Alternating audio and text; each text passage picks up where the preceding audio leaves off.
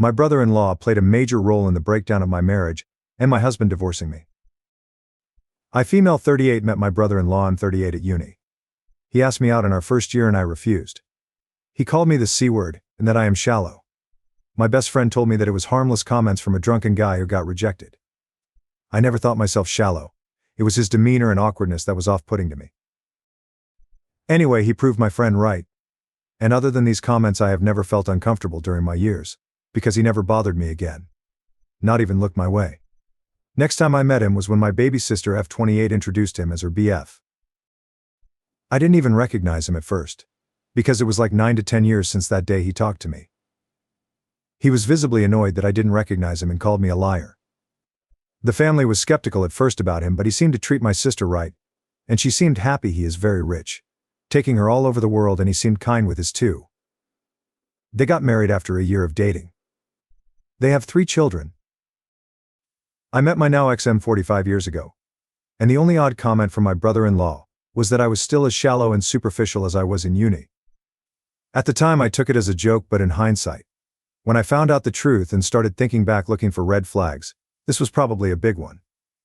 He never showed any signs that he disliked my husband, and he was always decent enough, and his indifference to have a close friendship with my husband and I didn't seem odd because he was always a recluse. A year ago, my husband came home and accused me of cheating, and he had evidence. The guy contacted him and he had nudes, etc. of me on his phone. The guy told my husband that he didn't know at first that I was married, but as soon as he found out, he contacted my now ex. He even apologized to my husband. I have never met this guy in my life. Nothing I said or did made my husband believe me. He left me and our divorce is pending. Then yesterday the guy contacted me. He apologized for what he did and told me that he is friends with my brother-in-law. He sent me conversations, endless conversations my brother-in-law had about me for years. He has never forgotten that I, in his words, didn't even give him a chance and only judged him by his looks. He called me C in that chat. Both groups chats with his friends, but mostly with this guy. They planned this attack and my brother-in-law somehow got access to my photos. The reason this guy contacted me now is that he felt guilty, because even when my marriage is over, my brother-in-law still was angry and hateful, especially when he heard that I was on a date last weekend. So the friend felt that he didn't help his friend, but ruined innocent people's lives. Not sure what to do. My brother-in-law has actually been happier and more sociable than usual since my divorce, and now I know why, although first I thought he felt sorry and wanted to support me. His jokes about me ending up an old maid with cats as companions don't sound like jokes anymore. He meant them. I don't want to ruin my sister's life. She's very happy with her husband. I'm not sure either if I can with her husband. I'm not sure if I should tell my ex or not. I am very heartbroken that he didn't believe me. Love him very much. He is the love of my life, but I'm not sure if I can forgive him for not believing me. But he is a victim in this too, so maybe he needs to know for closure. I am so terribly sad and hurt. I'm sorry this post got very long. Comments. Comment 1. Were you able to discuss with STBX the repercussions of his actions? Is he offering to help with the lawsuit or help clean up a bit of the mess he's made? With everything you went through, it sucks that he confronted them first. You're definitely the real victim here, and he made it even worse. Also, cops won't help you on this. You can file a report and give it to a lawyer. I'd talk to a lawyer and sue, press charges. Once in front of a judge, other charges may be given. Comment 2. This is really scary. Bill is so vindictive and has gone to such extreme lengths to harm others that I would not be surprised at all if he resorted to violence. It sounds like he's really invested in his personal image, and that his wife and kids were a means to get access to OOP. He's been suicidal and he feels like he's lost everything but his wife and kids, who he is isolating from everyone else. I hope the sister and the kids are okay, but I would be not even a little bit surprised if this dude ended up being a family annihilator. Update 1. My soon-to-be ex-husband knows everything now. Apparently the guy who contacted me contacted my husband at the same time and confessed to him. My soon-to-be ex is coming to town this weekend and he wants to talk. Afterwards I will probably need to look into taking legal actions if that's possible and tell my family. I think now that exposing him is the best and more safe approach should anything more serious happen. At least people would be aware of who to blame. I want to at least make sure that my sister and her children are in safety before I tell them everything, like meeting them at my parents' house after I tell my parents. The pictures were real, and were probably stolen from my phone or my husband's because he is the only one that I took the pictures for. I don't know if I can get any justice since the pictures were not of my face. At least I was smart enough not to have my face shown in nudes. I don't know what will happen. I have tried so much to forget about him and I thought I have managed well. But hearing his voice today after over a year just brought back all good memories. I haven't stopped crying today missing him. He's been following me throughout my years and even afterwards. He found my sister and managed to charm her. When they got married I was single and apparently he was telling his friends how he was glad I was old and single and miserable, not my experience of my single life. Then when I met my husband he was angry. Because he didn't think I would find someone at my age 33. Now when we are getting a divorce he was very pleased again, saying I would definitely never find someone at 38. That I would regret turning him down. But I was on a date last weekend so he spiraled down again. And was angry and wrote horrible things about me, so his friend chose to come forward. Because he thought that my divorce wasn't enough for this guy. His words. Update 2. Hi. Yes, I met with my husband and it didn't go well at all. We talked and he apologized and asked me to forgive him. He said that he never truly believed that I would cheat, but the evidence was overwhelming and he just thought that he believed me because he was blinded by his love for me. He then wanted to head over to my sister and her husband to confront him, but I asked him not to, until I am comfortable that my sister is at least at my parents'. I wanted my parents to ask her to go visit them and we tell her then. That way she is not with her husband when she finds out and he finds out that he is exposed. This morning I got many calls and texts from everyone, because my husband went and did it anyway, and he had a huge fight with my brother-in-law. He denied everything of course, so my husband blasted him on social media and made an apology for believing rumors about me. My sister was angry with Maya and my parents were confused and shocked. I have talked to my parents and told them everything now and they believe me, but they agree that I should have given the chance to talk to my sister before hell broke loose. Now she is not speaking to me because my husband tried to beat up her husband. He made it worse, yes. He has always been calm and collected and good at de-escalating bad situations. Never knew he would act so rash and make things worse. Update 3. I am sorry that I have been gone for too long and I am overwhelmed by the support that you have given me here. Some of you still asking about me. I don't know where to start. I have been in constant pain and stress about everything that happened, but my brother-in-law is now exposed to everyone about what he did to me. For those of you who think he is in love with me, he isn't. He very much hates my guts and has done since the day I rejected him. Hate is also a driving force and not only love. So for the stupid users that I would like to call losers who made fun of me about me bragging about a man not being over me in 20 years. That's not it. If this is bragging, then you're actually very sick in the head. Unfortunately I was sent these comments from a different sub about updates. What a bunch of losers. I was in constant fear that my brother-in-law will be hurting my sister because of me and I am not certain if he will. But that was the only reason I have been apathetic. I wasn't sure what the right step was with people like him. He has hidden his hatred so well for so long, so what more is he capable of? I didn't want my sister and her children to be the collateral damage. That's why I have been careful. I am sorry to disappoint you by not being the strong bad bitch. I have other priorities. My sister and I finally talked. I love her and her children very much. She seemed just very hurt and questioning her entire marriage, and who can blame her? I tried the baby steps approach. I wanted her to know I was there for her, and I was honest with her about my worries about her and her children with a man like him. It worked for a while and I was being hopeful, but something changed, and it probably had to do with her husband giving her an ultimatum. Divorce or cut your family off. She chose her marriage. It broke my parents and me, but I don't think we can do anything about it. It is her own choice even if we believe it is coerced. But maybe there's this little chance that she knows him better than we do. There's the little hope that he is a better person towards his family. I am clinging on to that hope. She wrote us telling us to forget she and her children existed, and that they will take legal action if we ever tried to contact them. Brother-in-law deleted all his social media accounts and his friends apparently all want nothing to do with him. I have heard he is planning on leaving the city because everyone knows what he did now, and he is having a hard time with it. He barely leaves the house and he has been shamed, even at work. My ex-husband and I are moving on with the divorce.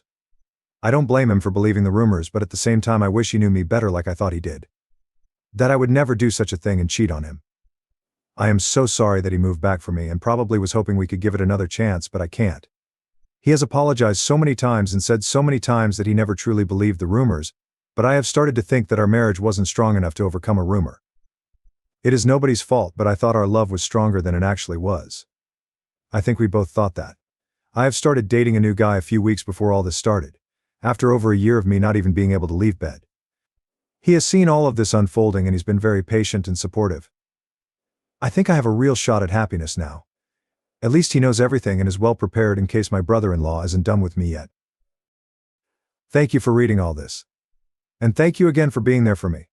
Now, for the next story. My fiancé of 6 years freaked out after seeing a diagram of a vagina in my anatomy textbook. I'm not sure how to handle this. My fiancée Annie and I have known each since we were children and began dating junior year of HS. After HS we both went to our state school and I asked her to marry me junior year of undergrad. I have always dreamt of being a doctor, as has she. When the application process began, I applied to good mix of MD and DO schools of varying degrees of selectivity, though all med schools are insanely selective. I had initially planned on continuing my education in my state institution, because I did not want to take on too much debt. I did end up getting into my state school's med school, but I was also unexpectedly offered a spot at one of the best med schools in the country in New England. We are from the West Coast. I would have been inclined to reject the offer had I not also qualified for a partial, but still significant scholarship. It would still cost me more out of pocket than my state school would, but not significantly, so maybe a couple $1,000s more. Annie, despite pleas from myself, our parents, professors, advisors, etc., applied to only our state school and to some insanely selective top 10 MD schools, that she, to be blunt, had no chance of getting into given her admittedly mediocre grades and research experience. She was rejected from all the schools she applied to, including our state institution. Obviously, this crushed her and I have tried my best to support her during a difficult time and to help her remain optimistic. Our situation now is this: I am currently enrolled at the aforementioned New England Medical School, while Annie has decided to take a year off to strengthen her profile with research experience, physician shadowing, etc., and is currently living with me. There were no jobs open related to her undergrad major, political science, here or in our home state, that would be able to give her sufficient time off for research, so she is currently working part-time in the retail industry. I have tried my best to be completely supportive of her, as I know that this is a difficult time for her, and I have never, ever said I told you so or anything along those lines. This is what ended up happening on Friday night. I was home, studying for a test on Monday when Annie came home from work. She came over to my desk and kissed me. I asked her how her day went and she didn't respond, and suddenly looked very pissed off. After a few moments she said, "What the fuck is wrong with you, textbook throwaway," while pointing at an anatomical diagram of a vagina in my textbook.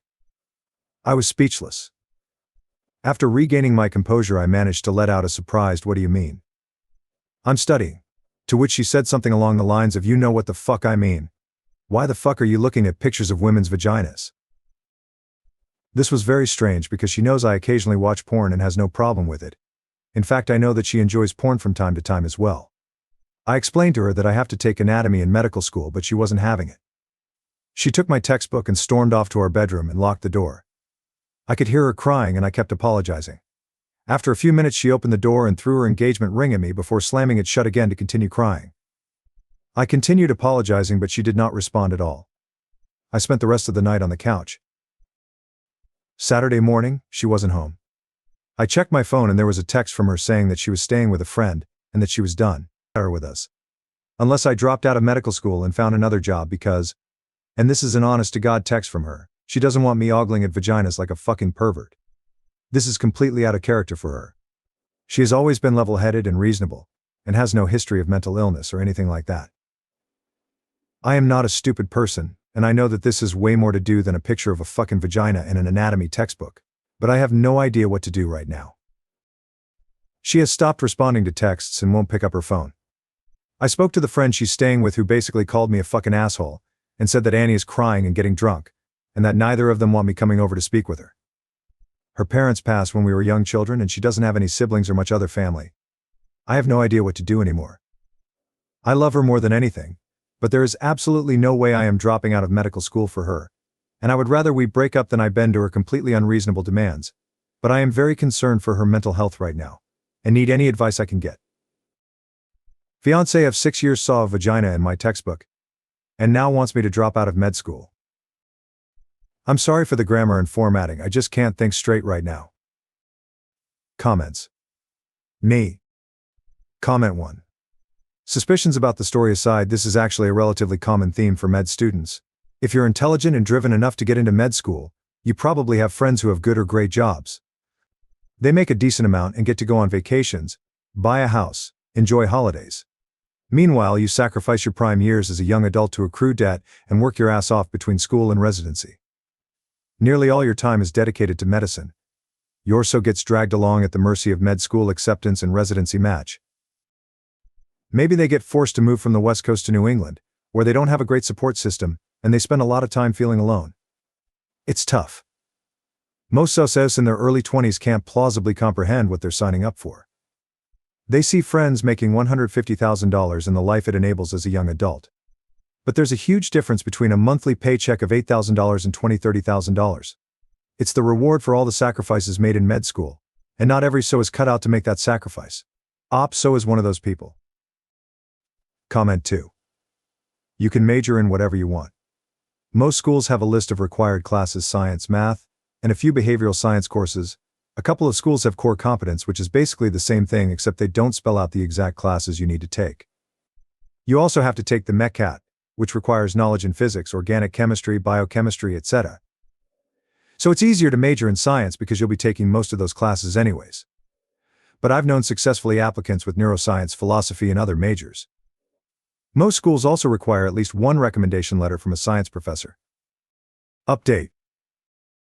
I'll save you the trouble. She wasn't cheating, nor was she pregnant. Yesterday I decided that enough was enough, and I headed over to where she was staying, intent on ending the relationship. When I got there, she was half drunk. What followed was a lot of screaming and cussing directed at me. I learned why she wanted me to drop out. It had nothing to do with textbook vaginas. When I was a sophomore, 2 of my friends dropped out of college to work on their tech startup full-time and invited me to come work with them. My undergrad degree was in comp sci. I rejected the offer because I wanted to concentrate on my dream, becoming a doctor. Fortunately, their startup did very well, and last year they sold it to a large tech company for a very large sum of money in the low 8 figures. I was thrilled for them. After they sold the company, both of them obviously had large lifestyle changes. One of them proposed to his girlfriend with a ridiculously fucking big diamond, and they are frequently vacationing in exotic locations with family and so as. Apparently their success and lifestyles made my girlfriend extremely jealous, and she came up with the vagina thing as a way for me to drop out of med school, because she thinks that I can easily get a job making $150,000 a year at a bank, so we wouldn't have to live like fucking refugees. And that I am a fucking idiot for not doing so. Still, I was confused. I asked her about our dreams of being doctors. Turns out she never really wanted to go into medicine, but only claimed it because it was all I ever talked about. I guess that explains her application strategy. I was done. I broke up with her on the spot and told her not to contact me again. She is going to continue staying with the friend while we figure out a living arrangement.